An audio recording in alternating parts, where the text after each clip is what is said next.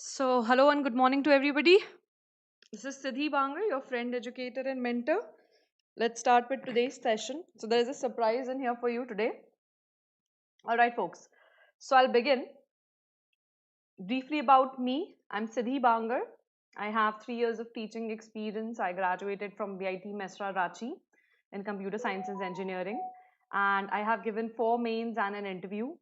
I also appeared for RBI Grade B, both prelims and mains, and I did my post graduation or MBA in HR from XLRI Jamshedpur.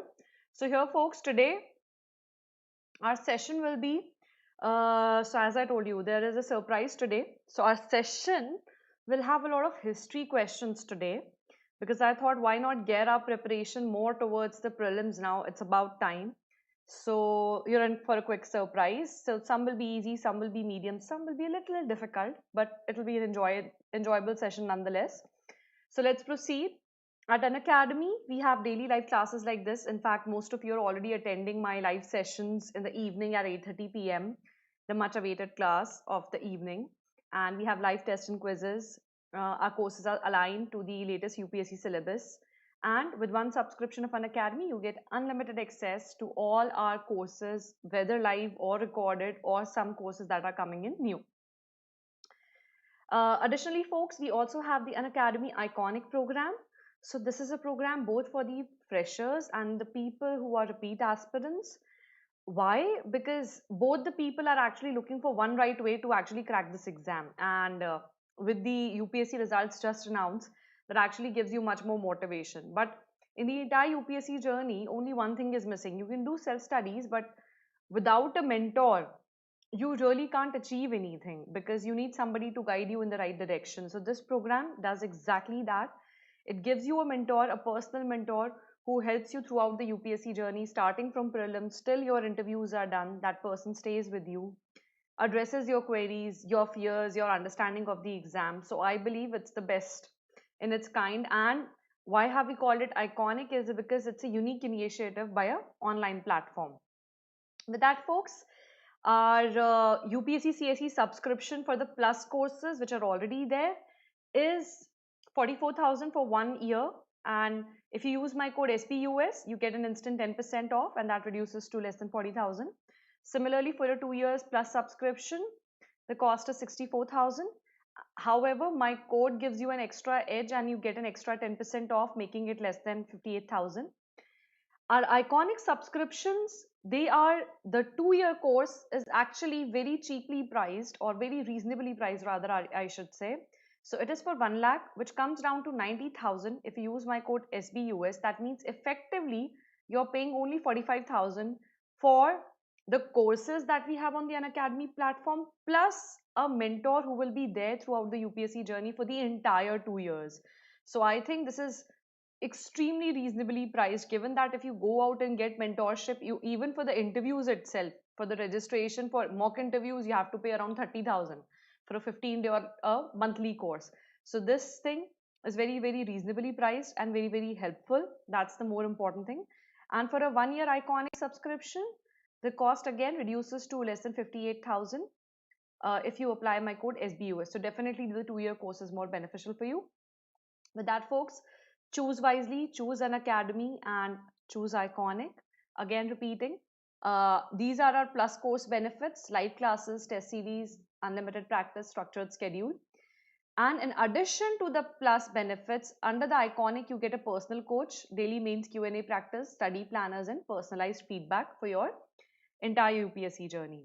With that, folks, this is my code SPUS. You can use it to get an instant 10% off on any of the UPSC CSE subscriptions.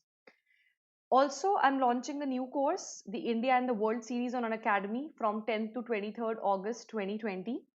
It is a course both for the PSIR students, that means political science and international relations students, and also for your GS mains, because all the current events with respect to India, the entire international relations will be covered, and it is a plus course on Unacademy. If you want to check the pedagogy on how I teach exactly IR, please check the India and the World Asia edition. It actually got a very good response on YouTube. There are 21 videos about India's foreign policy and India's relationship with its neighbors.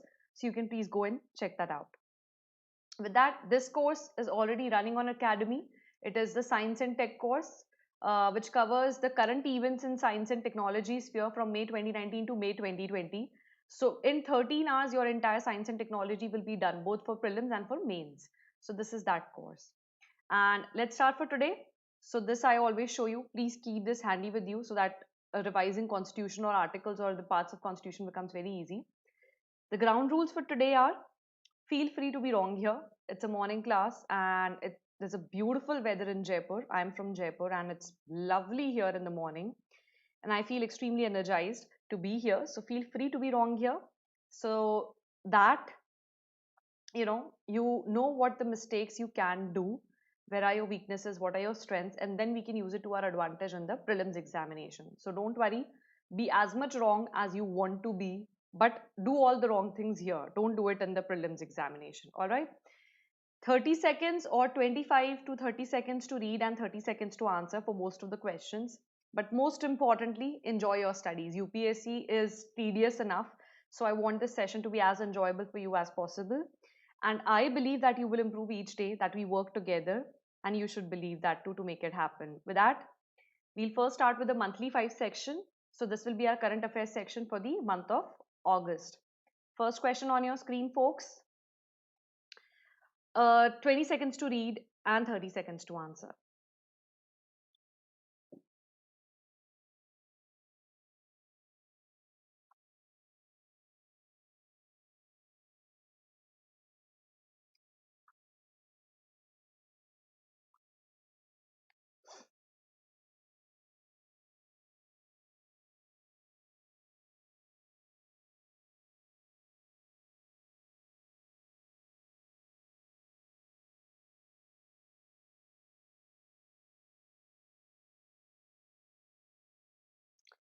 Okay, there you go. It's an easy one. It was in news yesterday itself.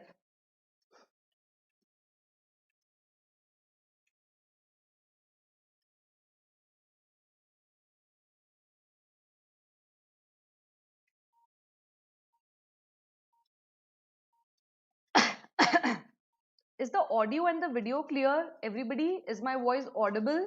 Completely audible? If the voice goes low, please let me know. All right?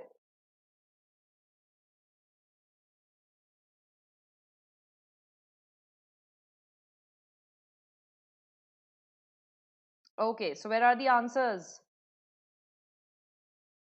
Okay, so I got a couple of answers here. All right. Good morning, Aditya. I am all good, folks. So let's discuss. Okay, so well, actually, the correct answer is option number C. That means both 1 and 2 are correct. Actually, this was in news yesterday itself. The Department of Science and Technology came up with a shade smart system, also called external cooling system. So guys, I'll show you one picture here and tell me if you have seen this on the buildings, and then we'll discuss what the system is actually about. All right. So all those who have answered C, Rahul, Aditya, Naveen, Shivranjani, Suman, Prashant and Ashish, it's actually correct. Rest of you, I'll tell you why option B or option A is not correct. So let's look at this. Have you seen these kind of structures? So this was actually my office.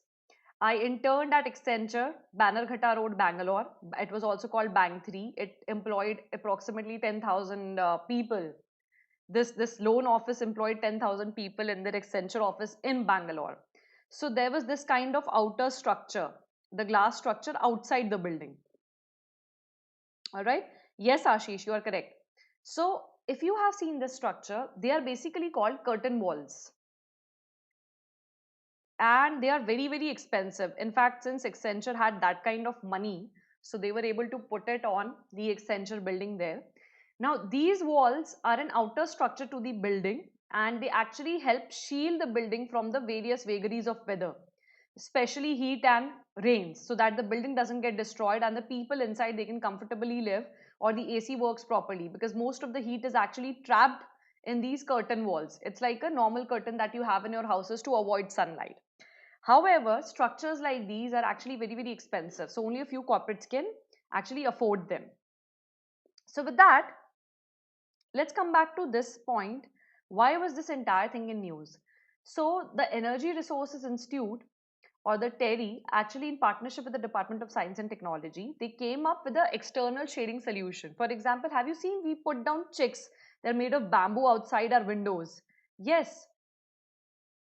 So, okay.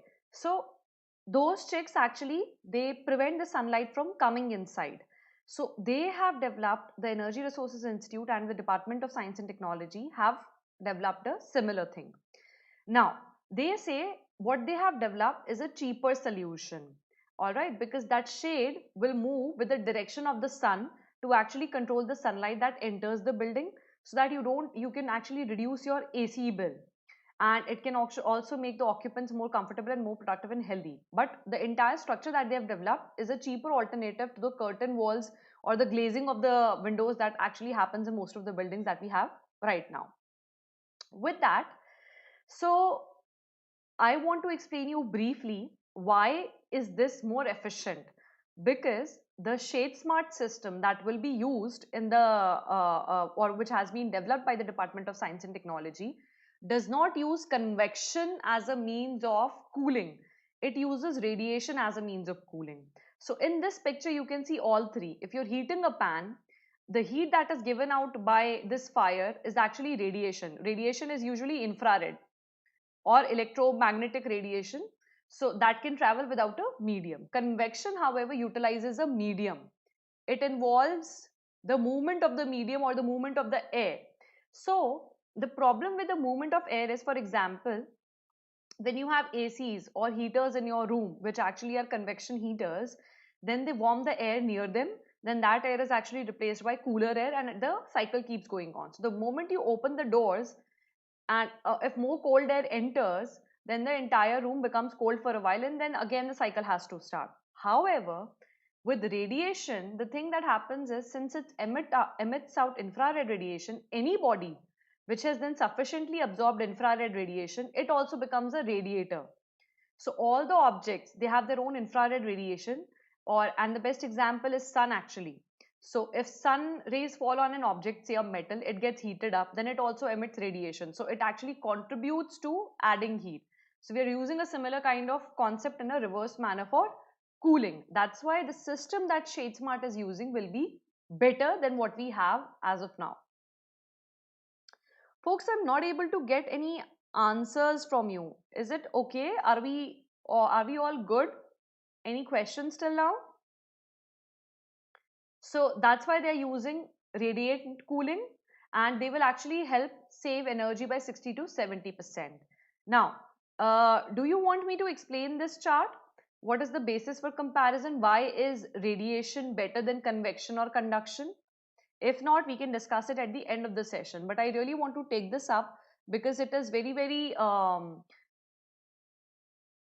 yes, Aditya, you're right. Vane's law is followed in radiation.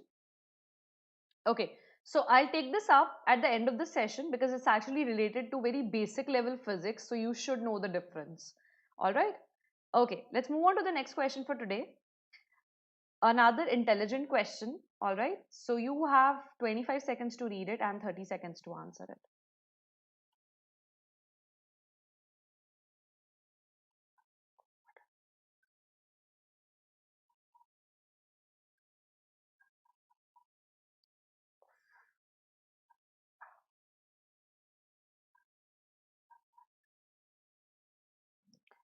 And your time starts now.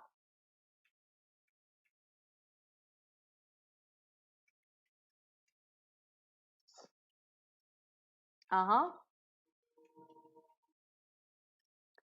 I am getting answers.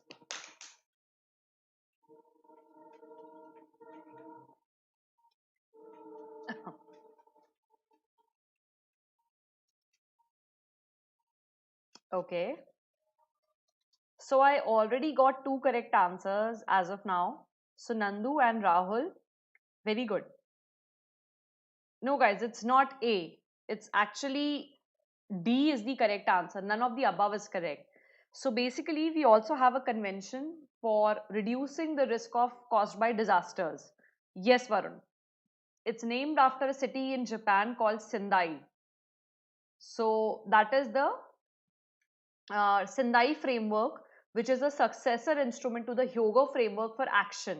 This framework is for disaster reduction mechanisms, and this framework was a global roadmap for reducing human and economic losses as a result of disasters. Now, we have a follow-up document which is called the Sendai framework, and it actually comes into practice between 2015 to 2030. So it is for the next 15 years. This was for the first 10 years, the Hyogo framework, and the Sendai framework will be following it for the next 15 years from 2015 to 30. Now, the important thing is why this thing was in news. Okay, so we'll discuss that. This was actually news because very recently the report was released here, which actually talks about a technical report was released called Sendai Hazards Definitions and Classifications. So hazards were actually classified and defined. Now, this actually coincides with the deadline that the Sendai framework had set up for itself, that they will try to come up with governance rules, or the governments will try to come up with rules and clarifying definitions of hazards and other things, so that they can come up with national or local strategies for disaster risk reduction. Basically, come up with guidelines, local and national guidelines to reduce the risk of disasters, that or to reduce the risk caused to human lives or economics due to disasters. So the deadline was 2020, and recently, I think in the end of July, they came up with these guidelines. That's why this entire thing was in news. Now let's talk about the Sendai framework in a little bit of more detail. So as I already told you, its implementation or its active period is between 2015 to 2030. It is a follow-up of the Hyogo framework for action, which was signed in between 2005 and 2015. UNDRR, or United Nations Disaster Risk Reduction, is the agency which will be responsible to support the implementation, follow-up and review of the Sendai framework in various governments. All right. And I also want you to go and check that, because this Sendai framework actually works in tandem with other agenda agreements, including the Paris Agreement on climate change, because there's a huge risk of disasters due to climate change. Aditya, the only thing is that we can do is, whenever you come across one, that's what even I did. Whenever I used to come across a framework, and mostly, see, these frameworks are related to somewhere climate or disasters. For the others, we usually don't get any framework type of questions in the UPSC. So what I did, whenever I used to come across a framework, or either I went to the UNFCC website and I collected them and I wrote them down at one place. So at least I used to remember the names.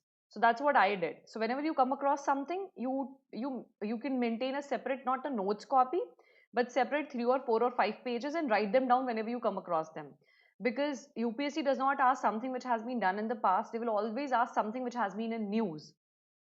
So whatever you've read from the Hindu or other places, just jot them down. That's the only thing you can do. But jot them down at one place, and the questions won't be beyond that. So that's how you can do it. Yes? Then there is the Addis Ababa Action Agenda on Financing for Development, the New Urban Agenda, and Sustainable Development Goals. So Sustainable Development Goals and the Paris Agreement we all know. What I really want you guys to actually do is to go and study the Addis Ababa Action Agenda on Financing for Development, what it is regarding, what are they talking about there, and the New Urban Agenda. And then you can supplement it with your notes that I've already provided here. You can take a snapshot of this once the video is over and keep it with you. All right. Okay. Next question on your screen, folks. 20 seconds to read and 30 seconds to answer.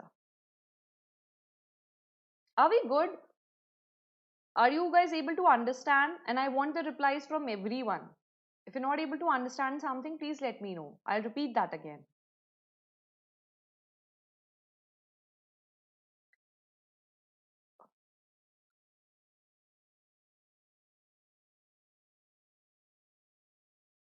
Another 10 seconds to go.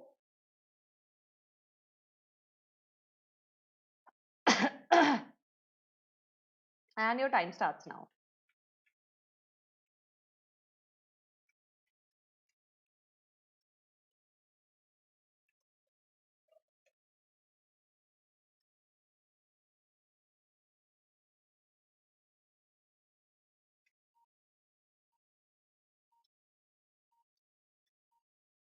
Okay, so I already have a couple of correct answers here. There you go. Okay. Uh, yes, option number C is actually correct. Interestingly, I think you guys have followed the news, so most of you have answered it correctly.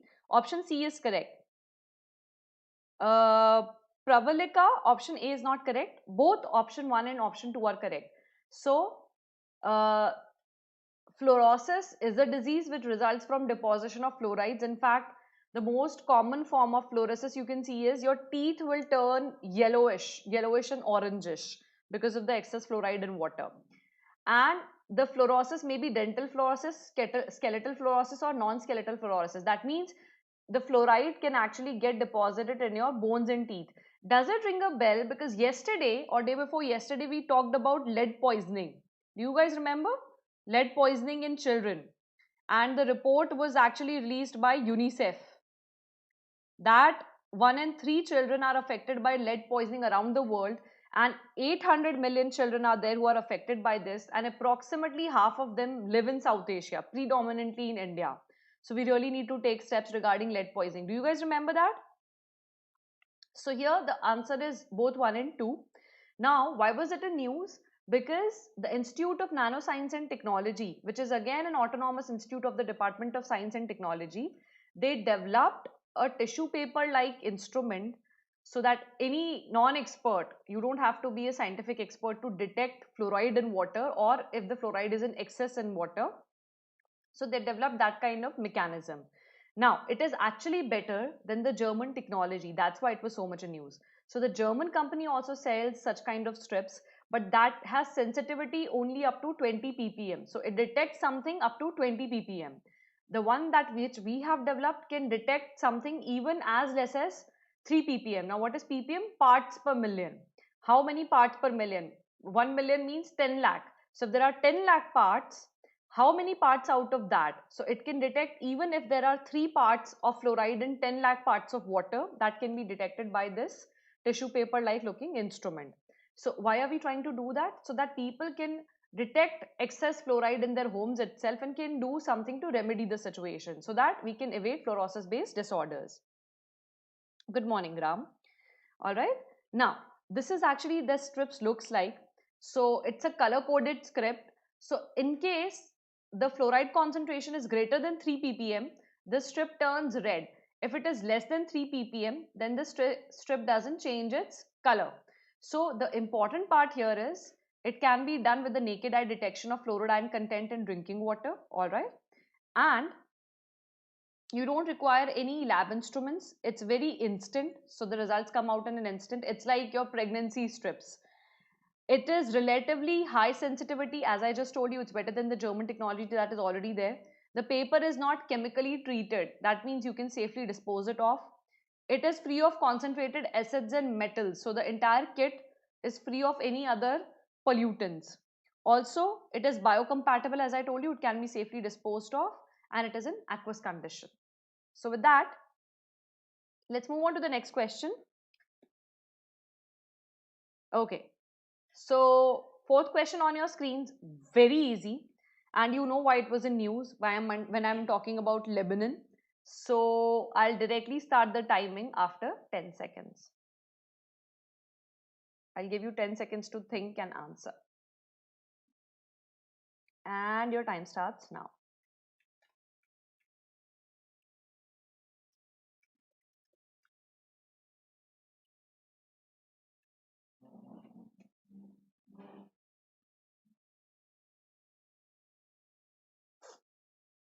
Okay, I already got a couple of correct answers. Naveen has been pretty quick to answer today. Yes? Okay. So, guys, the correct answer is already here. So, Naveen, Nandu, Vidya, Aslam, Rahul, Suman have already answered it correctly. It's 1 and 2. Lebanon actually shares its land boundary with Syria and Israel, not Cyprus and Jordan. All right. So, we'll see how. It's there in the map. Let's see it here. So, this is Lebanon here, and Beirut is that point, which is the capital of Lebanon. Here the blast recently happened due to ammonium nitrate, which is an explosive. And that's why Chennai has been put on high alert, because there's a huge firecracker industry. Now, Syria, as you can see, is here.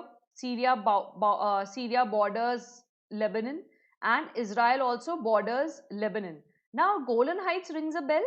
So, Golan Heights was actually annexed by Israel in 1981 from Syria after the Six-Day War. So, it's still a territory of dispute, and recently US government gave a statement that Golan Heights actually belongs to Israel. So, which created a huge uproar in the entire Arabic Peninsula.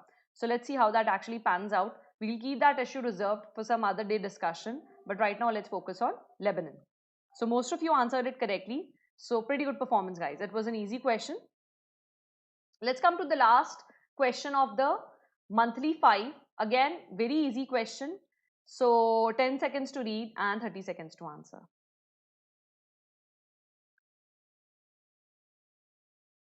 Yes, Aditya, by Israel.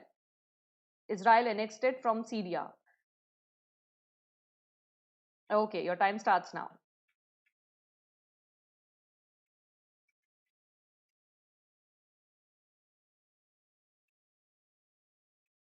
In fact, the entire agenda regarding Bru community is very interesting. I mean, it's a Myanmar or it's a Rohingya Muslim kind situation in India. So it's pretty interesting actually. Okay, most of you got it correct. Varun, why did you get it wrong? It's not A, it's actually B. So most of you got it correct. Vidya, it's not A, it's B. Lushai Hills. They are in Mizoram. Now, actually, interestingly, with the Brus, the thing is they have been purged out of Mizoram. So they have been living in Mizoram for a while, but the Mizoram indigenous communities say that Brus are not indigenous communities of Mizoram. So in 1997, there were huge clashes between the indigenous communities of Mizoram, and Brus were thrown out. So they actually became refugees in their own country, and they actually fled to Tripura to to flee the persecution that they were facing in Mizoram. So approximately 37,000 people of the Bru community, they flee to Tripura. Now slowly Tripura has been trying to repatriate them back to Mizoram, but only 5,000 have actually returned back. So now Tripura decided that okay, it's okay if they have come to Tripura, we'll let them settle in Tripura. So this entire thing was in news because when they were decided to settle, so the people who were speaking for them, the Mizoram Joint Movement Group or the government, they had signed an agreement in January 2020 regarding the resettlement. So the Brus have recently discarded that resettlement proposition. They say you are giving us areas for resettlement which are completely disconnected with electricity or gas or lighting or anything else. So how will we live there? Also, you are segregating our families. If we are 35,000 of them, we actually want to live close together so that we have our own community. So that's the entire issue. So they've rejected it, and let's see how this entire matter progresses. Now, as I already told you, to resettle them, the important point to remember here is that the central government, the government of Mizoram and Tripura, and the leaders of Bru organizations, they signed a quadripartite, that means four-party agreement in January 2020 to let the remaining 35,000 refugees to stay and settle back in Tripura. And they've also been given a rehabilitation package saying they are giving 4 lakh rupees to each family so that they can construct their own houses. All right. Now starts the quick 10. So guys, here most of the questions are very easy. So I will not give you more than 15 seconds to answer each question. All right. And that's why it's quick 10. We'll finish this quick 10 very, very quickly. And then we'll move on to our next round, which is called the rapid fire 5, which you guys enjoy a lot. So with that, and there is a surprise, and that surprise is today the next 15 questions are from history, ancient, modern, medieval. So let's see what you guys have got. First question on your screens, 10 seconds to read and 30 seconds to answer.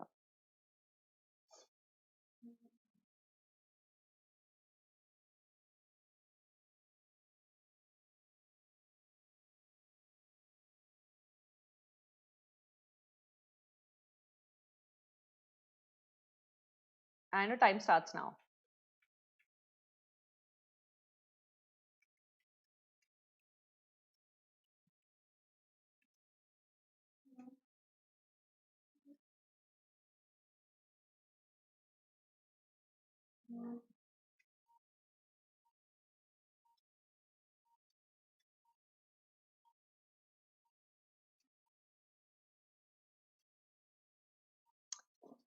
Okay. Nandu has skipped 6. All right. No, it's actually not A. It's yes, Aditya got it correct. Suman got it correct. Yes, it's actually D. It's from Assam. Diwan Mani Ram Datta. He was a leader of the revolutionaries of 1857 and he's from Assam. So let's talk about him. In fact, interestingly, he was one of the first persons in Assam to set up the tea gardens. And initially, he was a very loyal ally to the British.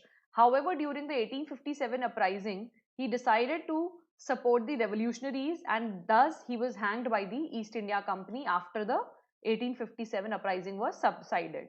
So this is his photograph. Diwan Maniram Datta or Maniram Datta Barua. Good morning, Rosie. You're late to the class. So only very few people got it correct and it's okay. That's why I'm having this quiz here so that you can do it nicely. Let's move on to the next question. Question number 7. This should be an easy for you because it's related to polity or the history and polity both. So 10 seconds to read and 30 seconds to answer.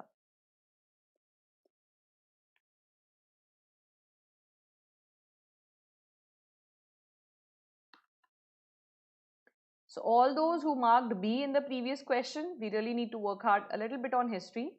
But this session is more to give you more extra information regarding historical facts. So take it like that. So don't bother if you're not able to get things correct. It is okay. Time starts now. Penchala, I think I've pronounced your name correctly. Is this option B answer for question number 7? Is it for question number 7? Okay.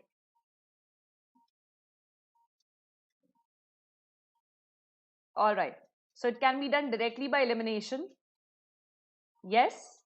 So option number 1 is actually incorrect and hence B is the correct option. Yes, they were not elected directly. Rather, they were elected by the members of the provincial legislative assemblies which were elected in 1935. Yes, rather 1937. All right, Penchala. Good. So most of you got it correct. So very good. Rahul, why did you get it wrong? What happened? Got confused? Okay. So in fact, constitutional or the constituent assembly has a very checkered history. So the allocation of seats, yes, that was based on population. Now, interestingly, initially when India was not split up, there were supposed to be more members, yes, and princely states could nominate members to the constituent assembly. Now, however, when once India was decided to be split after the 3rd June 1947 or the Mountbatten Plan, we actually, the Constituent Assembly, when it met again, then it was for the divided India, so the members definitely reduced from the earlier 292 plus other members. It now reduced to 299 members, and finally on the day on which we actually gave ourselves that constitution, that is 26 November 1949, the date mentioned in the preamble, only 284 people were present. So the first sitting of the Constituent Assembly happened on December 9, 1946. Can anybody tell me who was the president of the Constituent Assembly? It was Sachinanand Sinha. Sachinanand Sinha. Yes? Do you guys remember it? And there are a lot of committees. So it's actually chapter number 1 of DD Basu. So you might be remembering it already. Okay. It's okay, Rahul. I think you will do it well. So Priya, why are you late to the class? Don't come to the class late, guys. Come on time. Yes. Question number 8. Okay. Yes, Pechala. It's Sachinanand Sinha. Question number 8. On your screens, 10 seconds to read, 30 seconds to answer.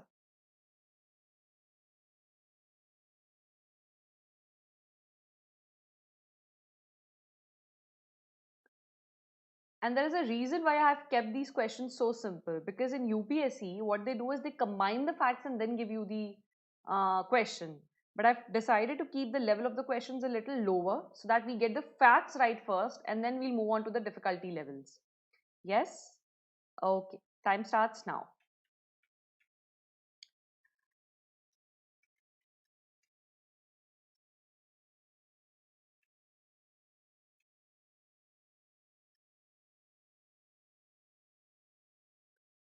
Okay. Uh-huh. Varun, Why B and why not C? Not everything has to be started by Mahatma Gandhi, Varun, right? Yes, the correct option or the correct answer is C, or Jawaharlal Nehru. Right, folks? It is by Jawaharlal Nehru. And in fact, if you remember, I think it's back in 2011, there was a National Herald case also, and Sonia Gandhi and Rahul Gandhi were actually implicated in that. So, as per that, you'll be surprised to know that the National Herald newspaper was started by Jawaharlal Nehru in 1938 to use it as a tool for independence and to spread their views about independence and how India should get independence. So it was actually opened as a means of a public shareholding body.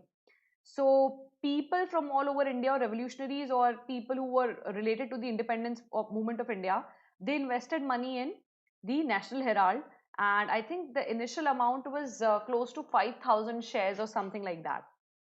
So it's actually a public owned company. Nobody actually owns the National Herald. So there was a corruption case against it that the company was used as a facade to siphon off money.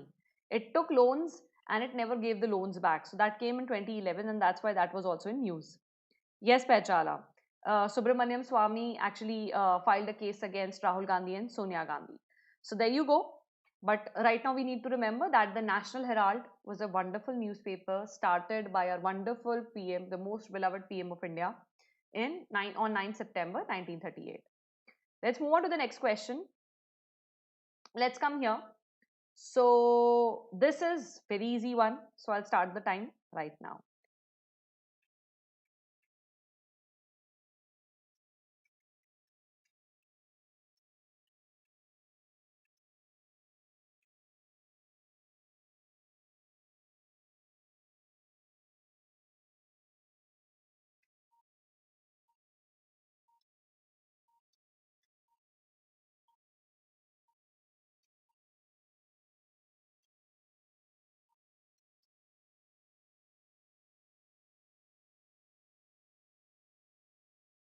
So any answers, folks? Okay, Varun has already answered yes. So Varun, you're correct. Varun was the first one to answer it correctly. Yes, renunciation is represented by the horse. Remember? No, it's not D. Renunciation, no. Bodhi T is for nirvana. Alright. Lotus is for purity of mind, body, and soul, or detachment from physical materials or physical acquisitions. Yes? Huh, Varun, that's why I said you are correct. And it's not option number D, because Bodhi tree is for nirvana and I'm talking about renunciation. So horse actually represents renunciation in Buddhism. No, Manju, it's not A and it's not D. So let's discuss what these symbols mean. Varun, I said you are correct, right? Okay. Yes, Pehchana. Now, let's come here. So as I already told you, and actually the stupa, so if you're asked, so the horse signifies renunciation, Bodhi tree is the symbol of nirvana, and stupa represents the symbol of death of Gautam Buddha. Alright? So these are the meanings of the symbols associated with Buddhism. So let's move on to the next question. Again, a very easy one, but we'll discuss these viceroys and generals in a little bit more detail. Alright? So 15 seconds to read it and 30 seconds to answer. Because 15 seconds I'm giving you to actually think about it. It's a little difficult here.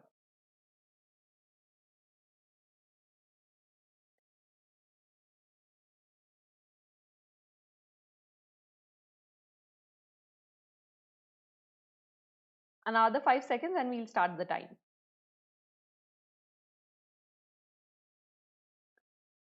Okay, your time starts now.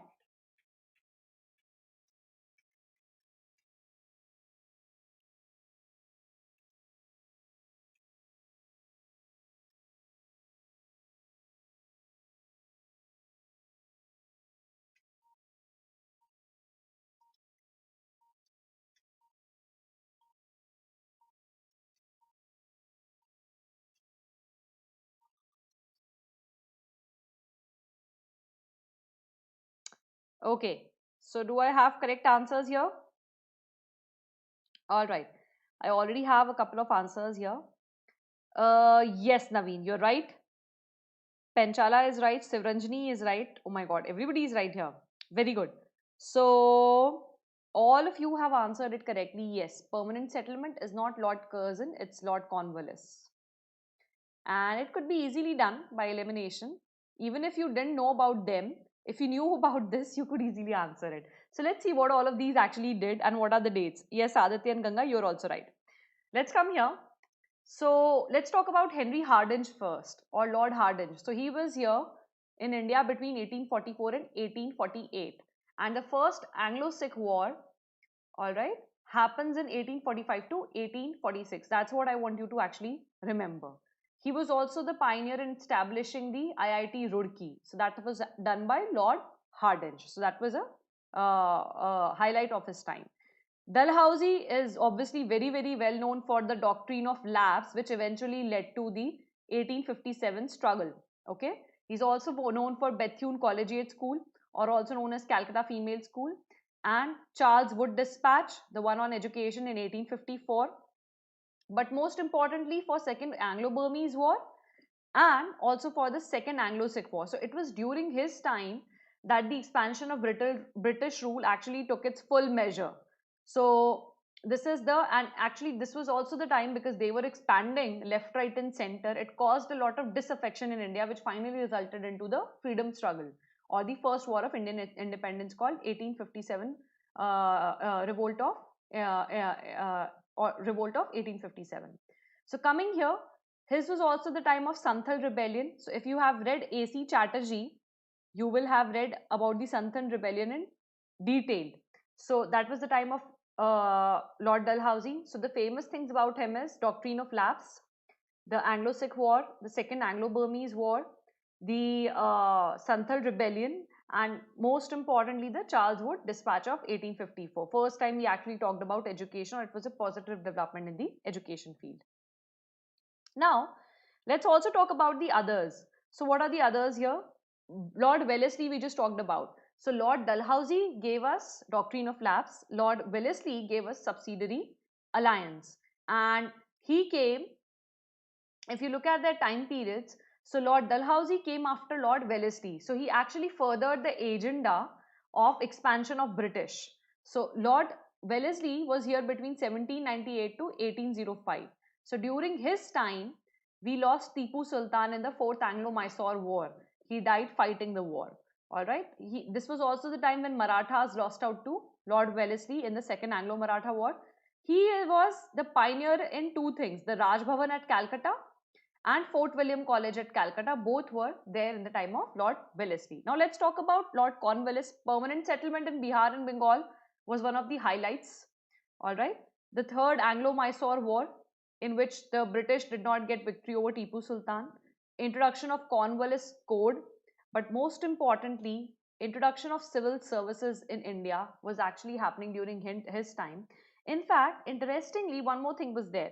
During, it was Lord Cornwallis who actually identified that if you don't pay civil servants enough, it might lead to corruption. So he was the one to actually say, no, we need to pay these people enough, we need to give them proper power so that they remain loyal to the Britishers. Sorry, Aditya, what in Jharkhand? I did not get you. Okay, next question on your screen, folks. Interesting one. So let's see how many of you can crack it. 10 seconds to read it and 30 seconds to answer it. Naveen, we'll discuss that. So I am discussing only the four that we have mentioned in the question. So eventually as we progress, we'll discuss everything. Don't worry. Because otherwise it will take me the entire class to discuss the highlights of each and every Viceroy and Governor General's thing. Okay. So let's start the time.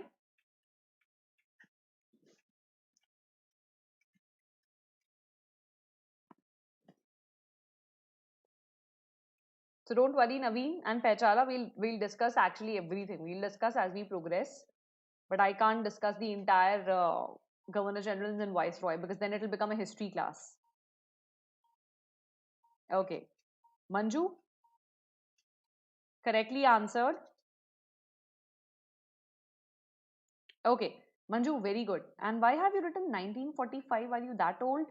Or are you trying to remember the anniversary of Nagasaki and Hiroshima? But that was 6th August, and then it's on 9th August. So that's there. Please answer me that. Okay, so both 1 and 2 are actually correct. This was the second Indian Factories Act, was actually the first time when they said we should have weekly holidays for all workers. That was a good initiative. And women's working hours were fixed at 11 per day, and for children it was actually reduced to 7. Now the intention of the British to actually do it was to cause harm to the Indian industries, but in the long term it actually got some sense into labor laws in our country. So that's why it's a good thing that happened. And when was the second Indian Factories Act passed? It was in 1891. All right, this was the time of Lord Lansdowne. Okay, so however, the hours of the work for men, they actually remain unregulated. They were left unregulated even then. It was only women and children who were given the benefits of this. Okay, all right, Aditya, तुक्का था, so गलत हो गया है. All right, okay, चलो. Next question, let's move on. This question number 12 is very interesting. We will actually relate it to Mahabharata also. So buckle up, 10 seconds to read and 30 seconds to answer.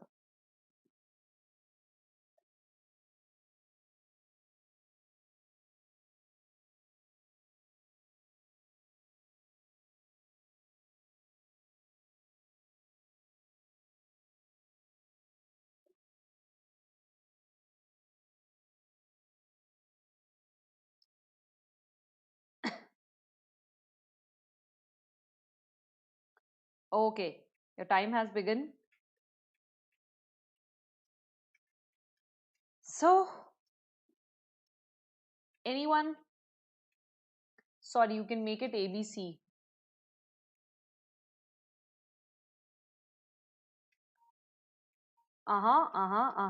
Very good.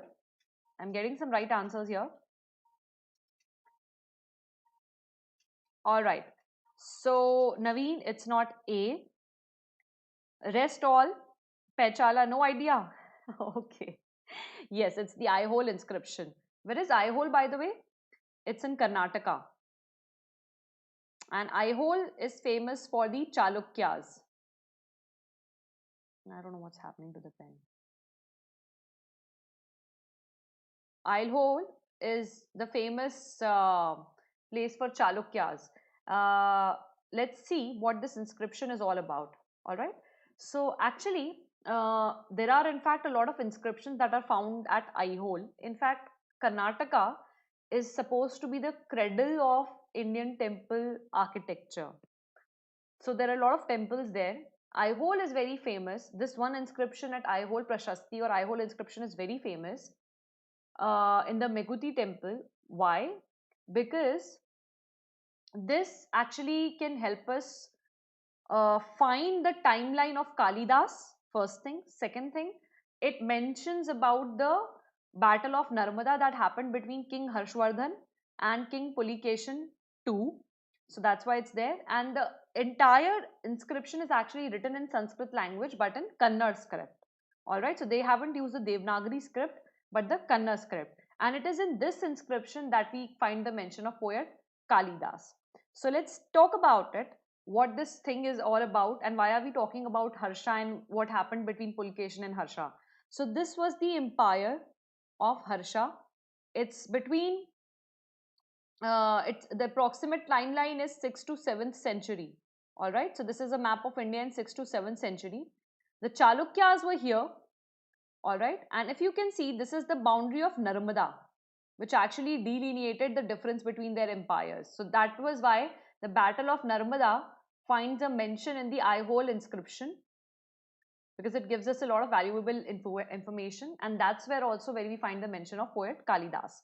Now, interestingly, yes, Varun, it has been written by Ravi Kirti. So I forgot to mention that information, but yes, it has been written by the royal poet Ravi Kirti, and he eulogizes Pulkeshin II highly there, and he was a Chalukyan king. Now, importantly, this inscription also talks about the Mahabharata war.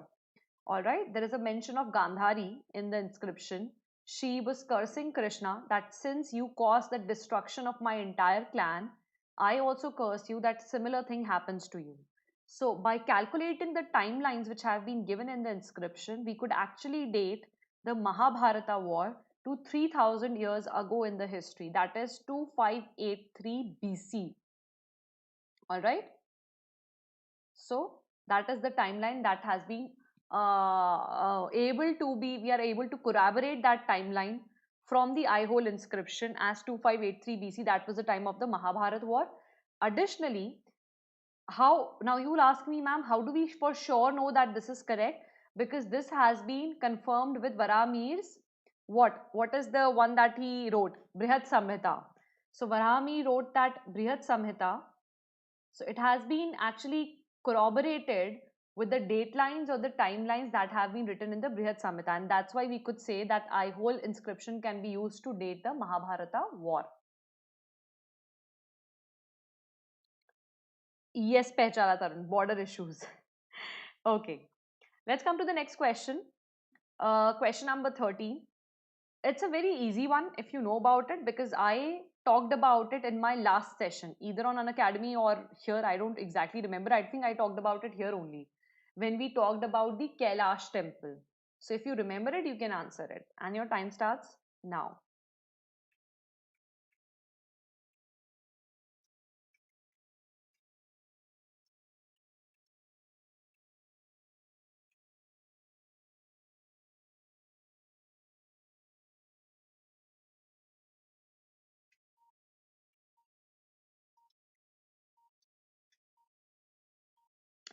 Ridhima, you also came to the class. Good to see you here.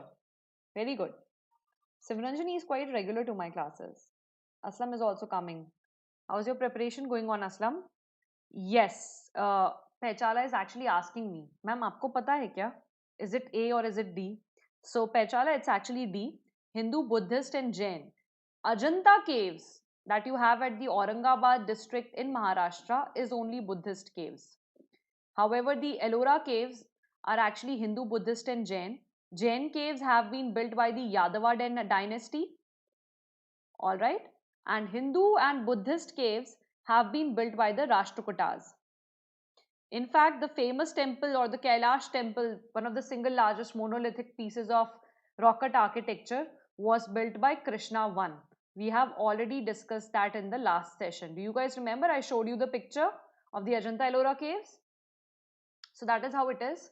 So as of now, there are 100 caves at the site. However, only 34 are open to public. So out of those 34, 12 caves are Buddhist, 17 are Hindu, and 5 are Jain caves. All right. Please remember these numbers. These numbers are important. You might be asked in the UPSC. Rocket architecture is one of the favorite questions of UPSC. Now, out of this, cave 16 was the one that we call the Kailash temple. All right. Okay. Let's move on to the next question. Question number 14. Very easy. Very, very easy. So I'll start the time right now.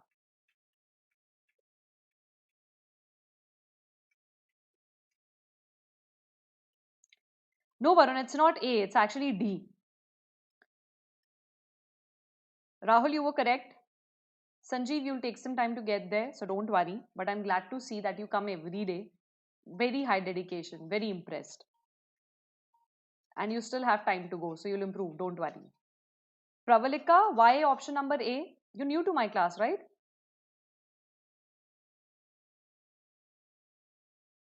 Yes, Aslam. Please never give up. Okay. Guys, whenever we talk about bronze image of Nataraja Shiva, actually it invariably means we are going back to the Cholas, because Nataraj was the family deity. Like we have Kul Gurus now, Kul Devis and Kul Devas, so or Kul Devs. So family deity of Cholas was the Nataraj. And the famous bronze image of Nataraj is from the 10th century. In fact, I'll tell you something interesting. So, guys, no. All those who have marked option number C, it is incorrect. It is Chola. The bronze image of Nataraja Shiva is actually from the Chola dynasty. In fact, the famous Chidambaram temple. Do you guys remember? I don't know who was there in my session. I took that session on Unacademy. Aditya, you must be remembering because you were there. So we talked about the Chidambaram temple, and I think it was Siva or Sivaranjani who told me that, ma'am, Chidambaram in Tamil or Tillai in Tamil actually means Nataraj. So there is a very famous temple of Nataraja in Chidambaram which has a silver figurine of Lord Nataraj. And this bronze image of Nataraj Shiva, why is it so famous? Is because it's intricately carved. But the most important thing is that the metal work or the metallurgy work reached its peak during the Chola times. So it's a question. Okay, this is how, and this Chola image that was actually found, the bronze image, is right now in the National Museum in New Delhi.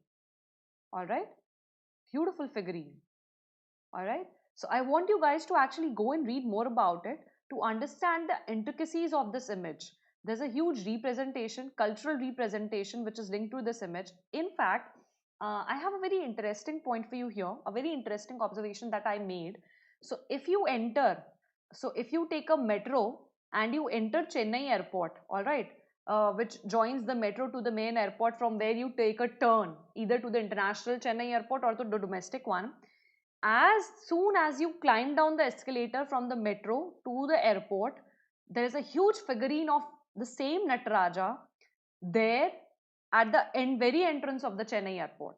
So you can, it's on the first, I think it's on the floor 1 or floor 2 of Chennai airport. So you can see it there only.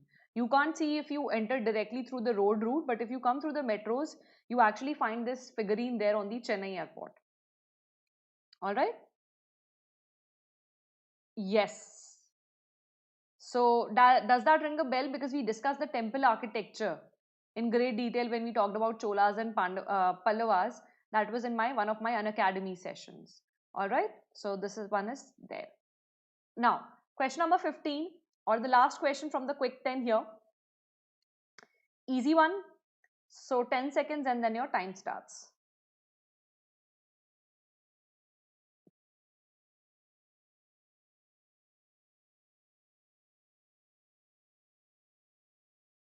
Time starts now.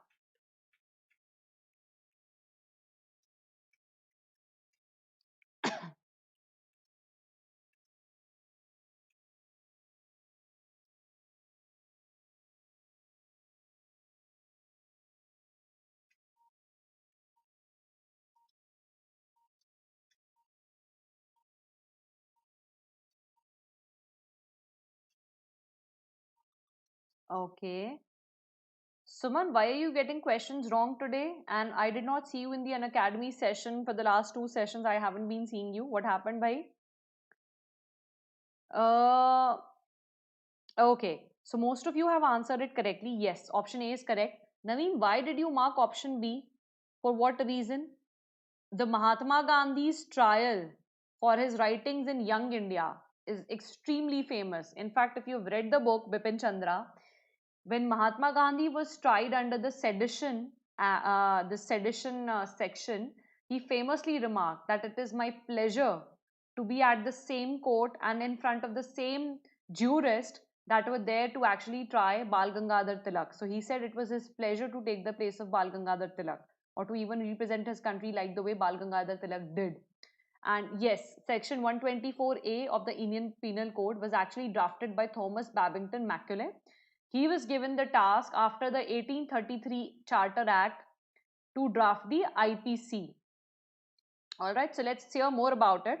Option B is correct here. Aditya, why did you get it wrong? Oh no, you got it correct, right? Okay.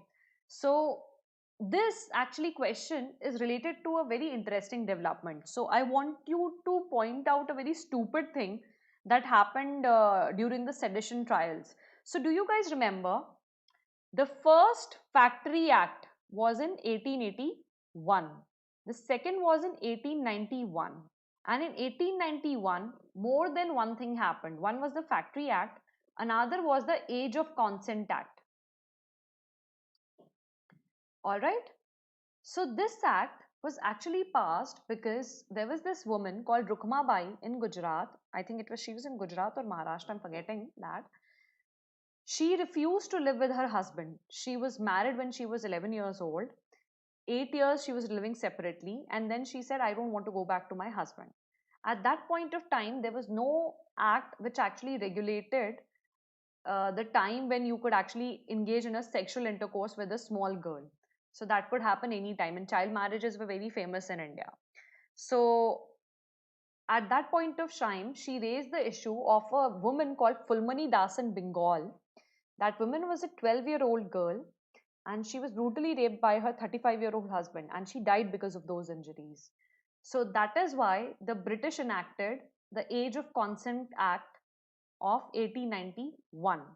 And stupidly, J.C. Bose and a lot of other Indian revolutionaries or a lot of other Indian freedom fighters, except for some of the Parsi reformers, they opposed this act. As for them, they said that you should not intervene with Hindu customs and practices, because we will decide when we want to marry off our children, how the marriage is consummated. And Rukhma Bai, who didn't want to go back to her husband, eventually ended up losing the case. So it was like, in the modern times, it's like Shah Banu losing the case because Rajiv Gandhi could not take the correct step. And finally, it took the BJP government to actually come in. Now, if you look at history, the way it is revolving, it seems very stupid because Bal Gangadhar Tilak, though believing very strongly in the Indian freedom movement, he was very pro-Hindu, and now it took BJP to actually come in and you actually do away with the triple talaq thing and finally give Shah Bano case the justice that it deserves. So if we see, some things were good, but a couple of things that the British actually did, like the Factories Act, they did it not for good intentions, but another act like the Age of Consent Act of 1891, that was a good step forward. So that being opposed by a revolutionaries in the name of Indian culture was highly stupid. So, and I can say that with so much confidence because I feel whatever might be the conditions, but if a woman was brutally raped and murdered by her own husband, then that is something not to be supported at all.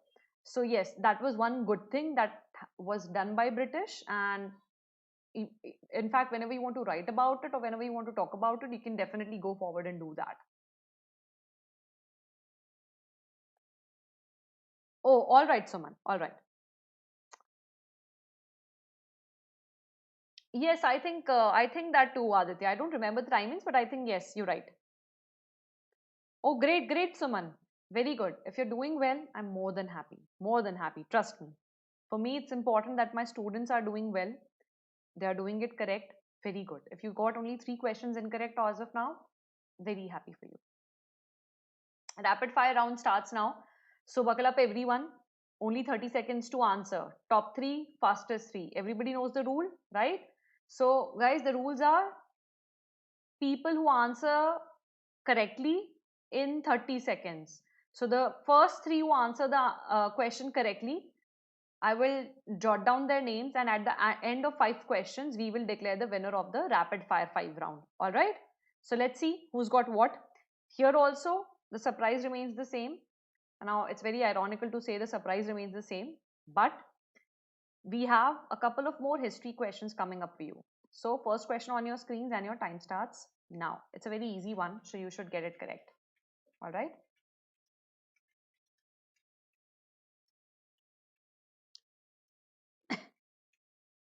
Sorry, Rahul. Robert, what comes here when?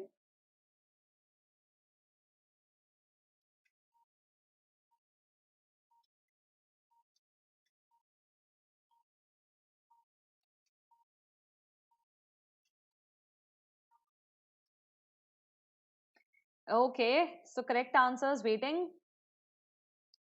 Who's answering me first three?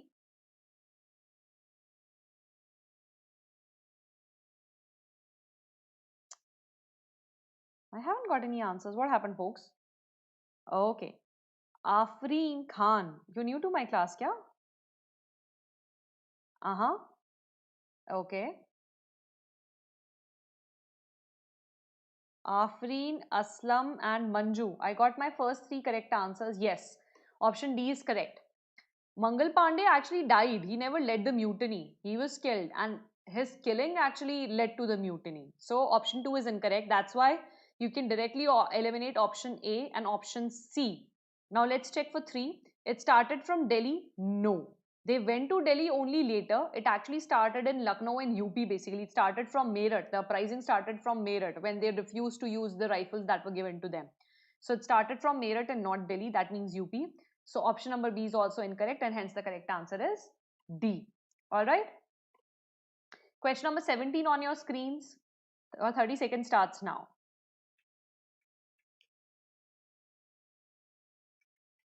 Ganga, Aditya, you also did it correctly, but you took some more time. So I already got my top 3. So better luck for question number 17, 18, 19, 20.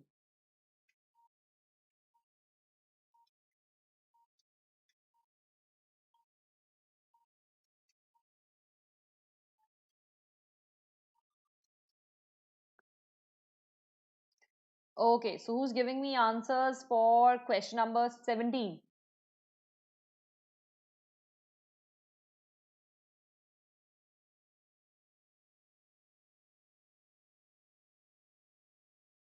I haven't got any answers till now. What happened, guys? Okay, I have answers here. All right, I've already got my top 3. Penchala, Aslam and Suman. Very good. Yes, all the 3 are correct. So the people were poorly served by their leaders. Man Singh being the top example. I will talk more about him. The rebels had no political perspective or a definite vision for the future. They just knew they wanted to oppose the British rule. There was a lot of discontent, but what to do further, we don't know. All right. Almost half of the Indian soldiers fought against their old countrymen. That is also true. So all these points are actually there in Bipin Chandra. So I'm not repeating it here, but I will talk about Man Singh. So there is a curious case of Man Singh. He was the Raja of Narwar. Narwar is a place in Madhya Pradesh, precisely to be precise, Shivpuri area. So Tata Tope, as you guys know, he was fighting a guerrilla war against the British and he wasn't caught. So he went to Raja of Narwar for shelter, and Raja of Narwar was Man Singh.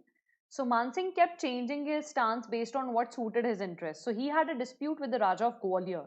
So then the British negotiated with him. They said that if you give us Tatia Tope, we will help you fight against the Gwalior Raja, and we will make sure that the Raja of Gwalior doesn't attack you. So that was the reason. Then he handed over Tatia Tope. He was a traitor. And then Tatia Tope was obviously hanged by the British in Shivpuri itself.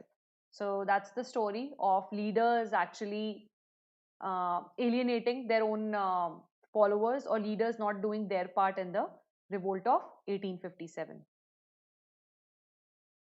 Okay, so most of you answered it correctly, but I got my top 3, so I'll repeat their names again. First is Penchala, second is Aslam. Aslam, good performance. And third is Suman. Okay. Naveen, Manju, Rahul, Supriya, Kaveri, all you got it correct. Afreen, why option number 3 and not option number 4? Varun, you also got it correct. Vidya, why did you get it wrong? And is it helping matters? Are you enjoying the session, Vidya? Shivranjini got it correct. Aditya got it correct. Ganga got it correct. But guys, quicker, quicker. This is a flash round. Your time starts now. This one is very easy. Everybody should get it correct, and people should be really quick in answering this one.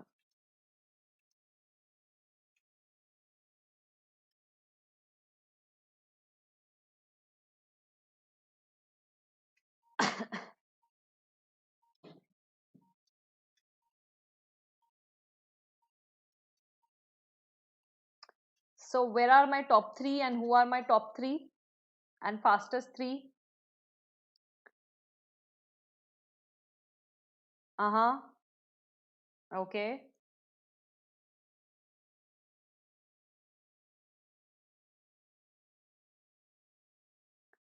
So I got my top 3 here. Pechala, Aditya and Manju. Great, Aditya. Manju, you're also doing very well. Pechala is also doing very well. And there is a tie as of now. So yes, he is Madan Mohan Malviya. It was easily done by elimination. We all know Banaras Hindu University was found by Madan Mohan Malviya. So if you know option number 2, you can directly pinpoint his name. He was also the editor of Indian Opinion, and yes, he worked for temple entry of Dalits at the Kalaram temple in Nasik, Maharashtra. So let's say what else we have got about Madan Mohan Malviya. So he was also the president of the Indian National Congress. He was awarded the Bharat Ratna posthumously in 2014 when the Modi government came in power. And uh, he was also he started the Hindi weekly called Abhyuday, and English daily called Leader, Hindu newspaper called Maryada, and Indian Opinion. So please remember the names of the newspapers. It is one of famous UPSC questions, so we have it all at one place. We all know about the Bandaras Hindu University. He was opposed to separate electorates for Muslims in the Lucknow Pact that happened in 1960. Yes. And he was also against INC's participation in Khilafat movement. However, just to maintain Hindu-Muslim unity for the last time, Indian National Congress decided to participate in it. And he was a participant in the second round conference, table conference in 1931, in which finally Gandhi went. And of course, he was the one who opposed untouchability, and he worked for the temple entry program for Dalits in the Kalaram temple of Nashik. With that, 19th question on your screens, and the time starts now. Ronnie, why are you late to the class? Coming at the very end of the class when we are doing 19th question. Why? Why late to the class?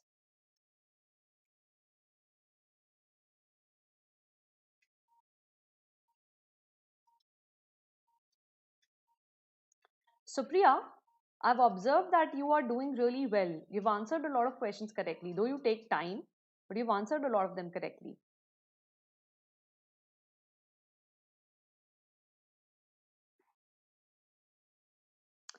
Okay, so question number 19.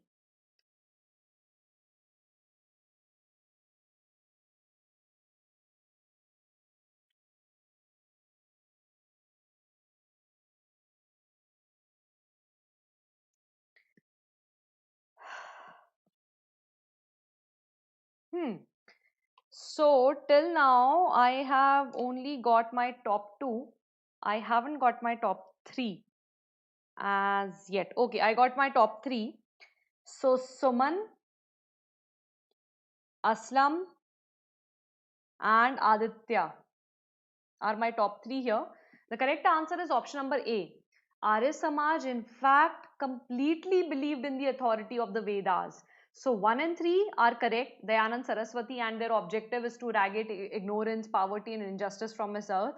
This is one of their 10 principles. I want you to look for their 10 principles, what their 10 principles talk about. There's a website of Arya Samaj. Go and look at it. However, the thing that Arya Samaj is most known for, or the slogan of Dayanand Saraswati, was go back to the Vedas. So second option is incorrect. Answer second is incorrect. One only cannot be correct. So the correct answer is option number A. Let's move on to the last question of the day, the 20th question, and your time starts now. Very easy.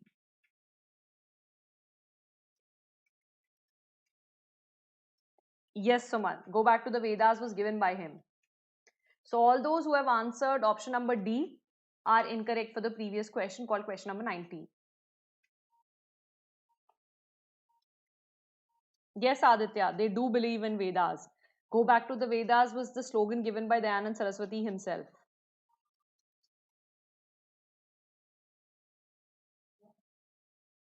Okay, question number 20. So, what are the answers?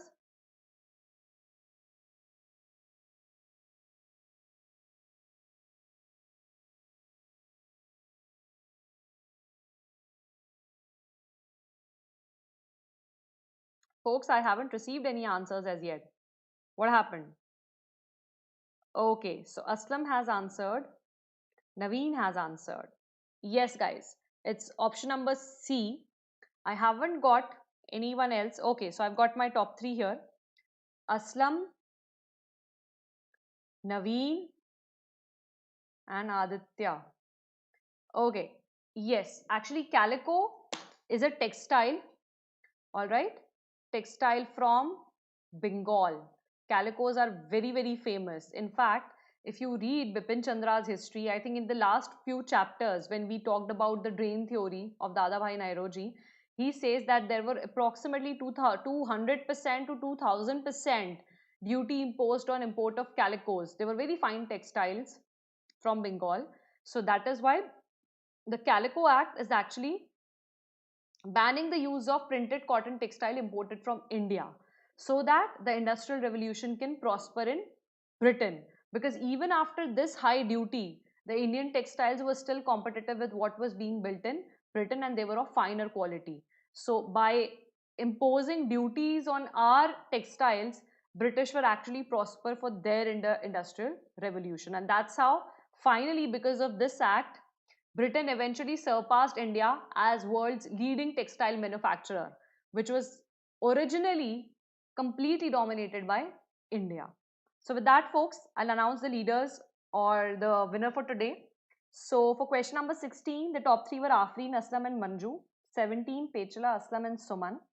18, Pechala, Aditya and Manju. 19th, Suman, Aslam and Aditya.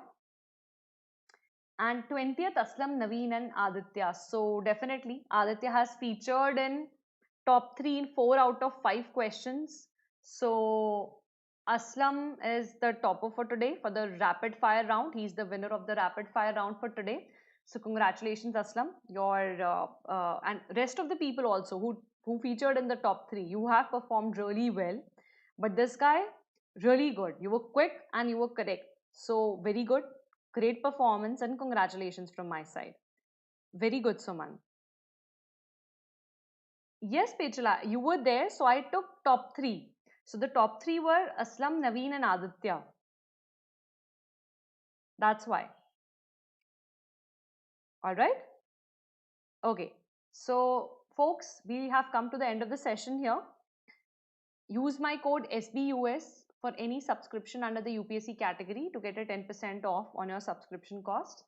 This is my Telegram group link for current affairs, wherein I post all my upcoming videos either on Unacademy or on YouTube so that you can keep a track of the sessions.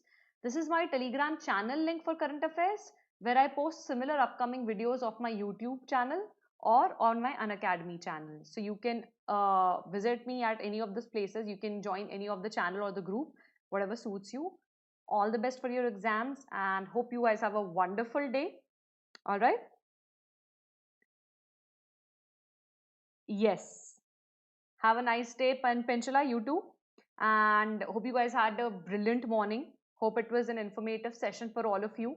I tried to include as many history questions as I could in this session. All right. Okay, guys, so congratulating each other. So good luck with that. And thank you and have a good day. We'll meet again on 9th of August, 11 a.m. All right. And tonight there is a session on Academy at 8:30 p.m. evening. So I want to see all of you there. We'll have some more exciting questions in the evening session. All right. Congratulations, guys. Thank you and have a good day.